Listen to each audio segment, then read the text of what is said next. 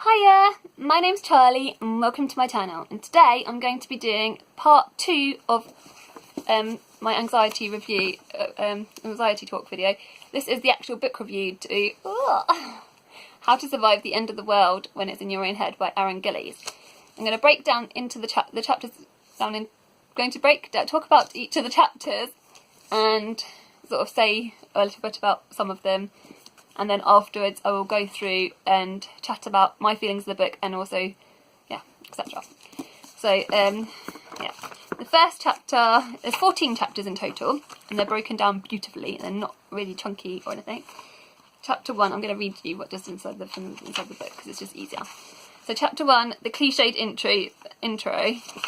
And in this, I actually picked this up because my husband ordered this book, I don't know whether you know, and I'd picked it up and kind of read the first page, and that's when I was like, I have to read this book, because I've read so many anxiety books that have fallen a bit flat, and this is not one of them. This is a really good anxiety book. And I read the bit that I read was, my lungs are both full and empty at the same time because my breathing is so manic, and now I am failing at most of the most basic of human functions. My entire chest feels like I'm being crushed under the weight of a small family caravan. My arms are numb. I am paralysed by irrational terror. I honestly feel like I am about to die. And that, for me, sounds very dramatic, but it honestly sums up anxiety perfectly. And when you're at your worst, like in those moments, yeah, that is just bang on the money for it and me. Like, I think he described it perfectly. Chapter 2 is... I'm sorry for looking. There you go. A Beginner's Guide to Anxiety, and he talks about social anxiety. He talks about generalised anxiety in this chapter. Let me move my legs down. I've got all my notes. So he sort of defines it a bit and gives you, but in such a brilliant way. Then chapter 3, my anxiety versus the morning. So yeah, like with coffee and all other things. Oh, my legs are all shaking. I'm getting all anxious. I need to calm myself down. My anxiety, so ironically feeling anxious and making an anxiety video. Well, that's classic Charlie, so sorry, you'll have to bear with me.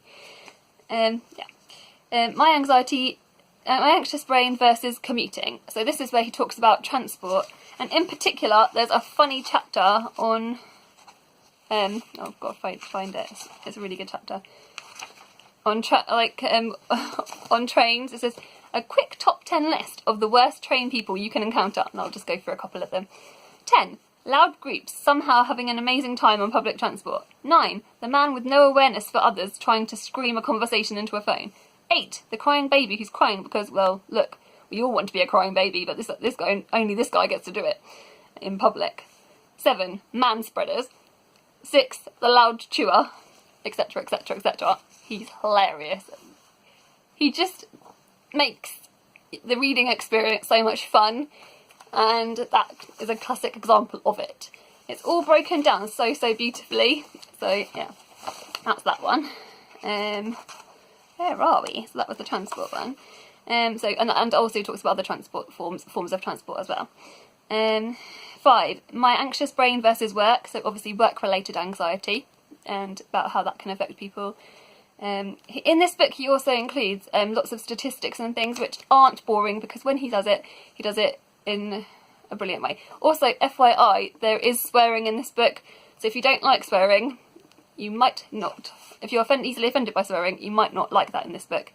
I'm letting you know. But it's done in a humorous way. It's not done in a crude, horrible, tacky, nasty way. It's perfectly placed. Anxiety versus work. Chapter 6, A Beginner's Guide to Anxiety, Part 2. And this is when is anxiety, explain anxiety in men. Oh, that's right. He talks about, in that chapter, there's a special bit dedicated to talking about anxiety in men. It's so, I feel like, even though, I'm going to say something controversial here, I feel like men get a bit of a raw end of the deal sometimes, and in this particular thing, like with anxiety especially, I feel like yeah, that it feels like it's like a stigma that they're not allowed to feel anxious and they're not allowed to be anxious. Not that, and I just feel like socially, what he's written about here is actually really important. And this chapter is super useful, and I'm hoping it will actually help if there's any of you guys watching, or if any of you have got husbands that have got anxiety, or you think might have anxiety. This book is brilliant. I want you to read this, because that chapter alone, again, is... I'm trying to see what he says. It says, it's called mansplaining. I'll read you a little bit. The one particular topic I have any real right to talk about with any sense of proficiency in this subchapter is the rise of anxiety and mental health problems in general among men. I myself am a man, not me. I'm reading his words. I have checked and everything, and I'm a man with anxiety. So let's see how I can fuck this up. I'm sorry. Men live most of their lives under the weight of an imposed sense of masculinity. We are told to be tough, to be the hunter-gatherer, to be a hero, to be the breadwinner, to be the protector. Man up. Boys don't cry. In my not-so-professional opinion, this is a whole level of bollocks. So, yeah. Sorry, Mum, for the swearing. I know you don't like me swearing, but I'm just reading from the book. Anyway, so basically, yeah, it talks about that, and it's just so brilliant. You know, you guys out there, it's trying to... I hope that this could help you. So yeah, this is a brilliant book. That's that bit about that. Where are we? Ooh. Right. Chapter 8 we're on. My brain versus relationships. And in this chapter, he's got an interview with Mia Vaughan, and she is a popular writes a popular blog called Cigarettes and Cowpole. And he does several interviews actually in this book, which I'll talk about at the end. But yeah, so not interview as per se. It's not like a long paragraphed interview. It's just he talks to people with and gets their feedback on these particular chapters that they are experted in. So yeah, so that's about relationships. That chapter, obviously, and the anxiety that you can feel in that. Chapter 9, My Brain versus the Internet. And actually, do you know what I like about this chapter? He doesn't just diss the internet. And actually, I think he's interviewed somebody. And it says sort of how the internet can be a good thing. And how, basically, with the internet, it can, with people that suffer with social anxiety, how they can use the internet to make baby steps and make contact with other people through, like, baby step contact. Online, and so it's not just the usual the internet is bad for you, you must switch off all the internet, never go on the internet, and obviously it's all balance, and I'm not saying that, and this doesn't say that, and there is a lot about reducing screen time and stuff as well, but it doesn't just bash the internet, so I just wanted to make sure make that clear. Chapter 10, My Brain versus Responsibilities. I can't remember what's the thing. My brain versus responsibility. So exams, etc. Things like that. Chapter 11, My Brain versus Relaxation. Yeah, pretty straightforward. Chapter 12, he talks about is recovery. And in this chapter, he actually goes into details about the different types of medication out there, and more than that, other therapies and things, and other ways of getting help, etc. Which I found that really interesting because, yeah, it's not something I know a great deal about, and it was again written in a way that's not super lectury, not super boring, very digestible and relatable. So yeah, that was really interesting. 13, representation and stigma. So yeah, I can't remember all these chapters, but yeah, he sort of breaks things down. Chapter he leaves at the end to the last chapter. Chapter 14 is You Are Okay, and in this, it's basically leaves you with a positive outcome and kind of with a sense of hope, etc. So I found that the way he left the book, the last chapter, it was just finished perfectly and beautifully, and I loved it. Right, so now I'll tell you about more detailed of my thoughts. So yeah, again, like I said, he uses. So my points are that he uses, talks about science and talks about the science of anxiety, but doesn't talk about it in a way that you want to fall asleep. So that's one thing.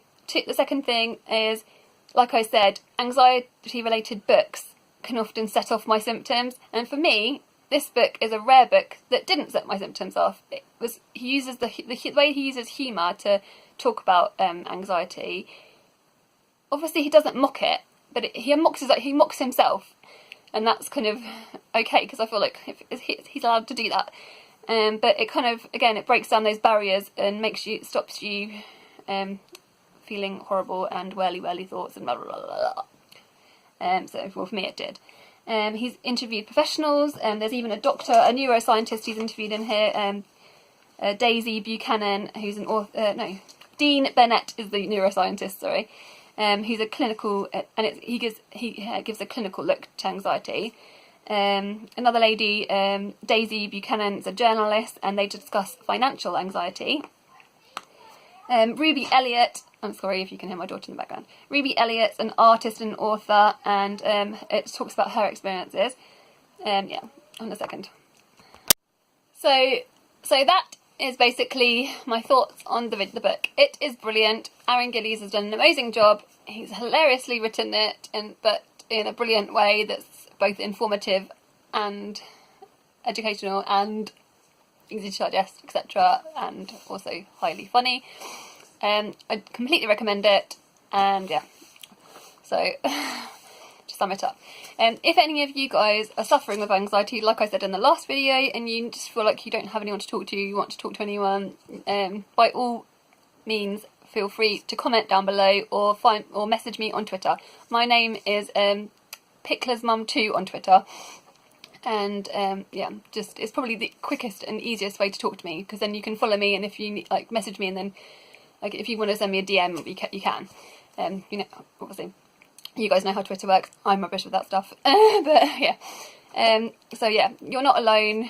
I'm sending you lots of love. If anyone needs lots of like virtual hugs, I'm sending you them 100%. I genuinely mean that, because I know how horrible anxiety is, and I know how debilitating it is, and how it makes me feel. And I know, well, some of you might see me sending loves to people a lot, but that's because I hate seeing people upset, and I hate seeing people in pain, and yeah, I genuinely do have lots of love for you. So yeah, I hope you guys are well, and that you're not super having a bad time. But yeah, I post videos on Wednesdays and Sundays, so if you're looking to know when my next video will be up, that is when you'll see me. My Sunday video is going to be a fun one, actually. So it's going to be it's going to have pictures of me when I was younger and growing up. That'll be fun for you to watch for. I won't tell you what it is, because I'll let you wait for it and see it, but yeah. Yeah, that'll be Sunday. Yeah, hope you guys have a good week. Bye.